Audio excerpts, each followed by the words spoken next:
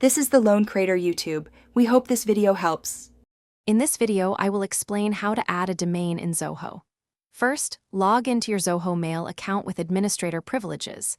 Then, navigate to the control panel, usually found in the top right corner. From there, select the Domains section. Click on Add Domain and carefully enter your domain name. You'll then need to verify ownership, typically using a TXT record or an HTML file upload. To verify your domain, you'll need to access your domain's DNS management page, usually through your domain registrar.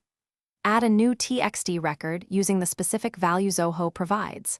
For the host or name field, typically use @ or your domain name. Remember, DNS changes can take up to 24 hours to fully propagate across the internet, so patience is key here. Once your domain is verified, the next crucial step is configuring your mail exchange, or MX records.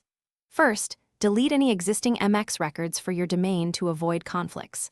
Then, add Zoho's primary MX record with a priority of 10. Follow this by adding Zoho's secondary MX record, assigning it a priority of 20. These records direct your email traffic to Zoho's secure mail servers.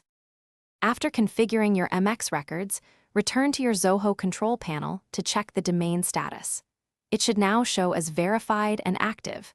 You can then proceed to add new users or migrate existing ones to your Zoho Mail account. Remember to assign appropriate roles and permissions to each user. Congratulations, your domain is now fully integrated and ready for use with Zoho Mail. Thanks for watching. Consider subscribing if we helped you.